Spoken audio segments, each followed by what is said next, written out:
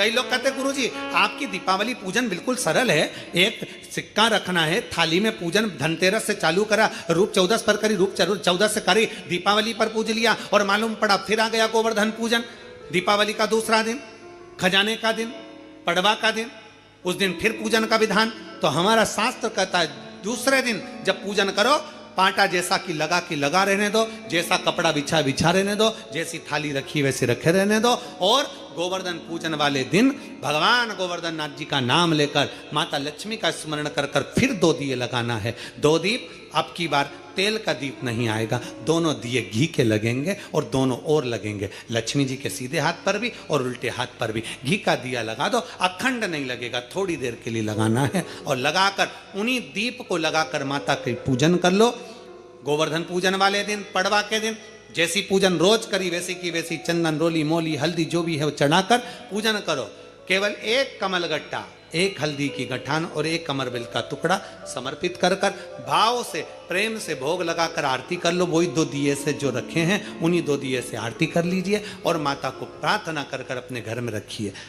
फिर माता का स्मरण कर कर झोली पसार कर प्रणाम करो, माँ तू कृपा करने वाली। ये सारी पूजन जितने दिन की कर रहे हो सब शाम के समय करिए, प्रदोष काल में शाम के समय। दीपावली पूजन का मुहूर्त देख लो, रात का हो तो रात का समय देखकर आराम से करो, पर बाकी की जितनी पूजन 4 दिन की सब प्रदोष काल में करो, सब प्रदोष काल। और माँ से प्रार्थना कर कर माता को नमन कर कर भाव से निवेदन कर। और मैंने तेरे ही भरोसे बाबा, तेरे ही भरोसे हवा बिच उड़ती जावांगी, बाबा डोर हर तो छड़ी नाम कटी जावांगी, भोले मैं तेरी। जब हम दिल से बाबा का गुणगान करते हैं, जब हम दिल से बाबा से प्रार्थना करते हैं, जब हम दिल से बाबा को नमन करते हैं, बाबा सुनता जरूर। एक पत्र है छोटा सा, देखिए।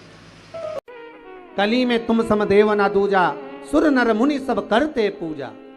हे गोवर्धन नाथ, कलयुग में तुम्हारे समान कोई देव नहीं होगा।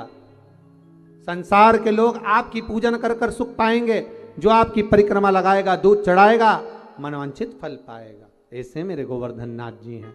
आप जो 4 दिवसीय, आज 4था दिवस है लक्ष्मी पूजन का, 3 दिवसीय जो पहले पूजन कर चुके हैं, आज 4था दिन। जो पूजन की थाली आपने सिक्के रख रखे हैं, उसी पूजन की थाली में जल का छींटा देकर रोली, चावल, मोली, हल्दी से पूजन करना है। लाल पुष्प समर्पित करना है। 7 2 हल्दी की गठान, 2 कमल गट्टे,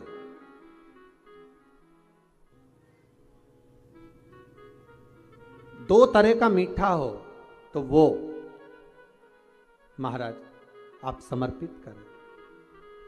2 अमरबेल के टुकड़े उस थाली में समर्पित करें और निवेदन करें माता लक्ष्मी से। 5 घी के दिए जलाएं, दीप प्रकट करें और माता लक्ष्मी की पूजन अर्चना कर कर भोग लगाकर माँ से निवेदन करें, माँ हम 5 दिवसीय आपकी आराधना कर रहे हैं जो दीप महोत्सव के रूप में। कृपा करो माँ, हमारे घर में धन वैभव लक्ष्मी का भंडार भरो माँ। माता से निवेदन करे और निवेदन करके माँ से तब 5 दीप उठाकर आरती करिए माता लक्ष्मी की।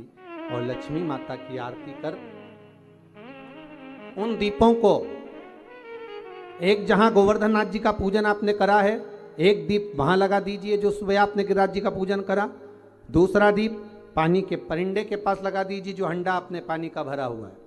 तीसरा दीप घर के हॉल में जो मुख्य द्वार हो उसके पास में, जो मुख्य द्वार हो उसके नजदीक में लगा दीजिए महाराज।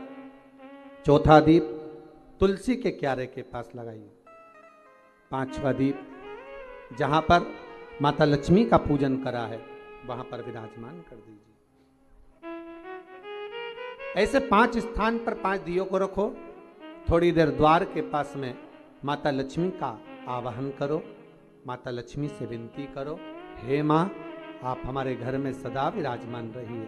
और बाबा गोवर्धन नाथ जी से, गोवर्धन का मतलब होता है, गो मतलब लक्ष्मी, वर्धन मतलब वृद्धि, जो लक्ष्मी की वृद्धि करने वाले हैं,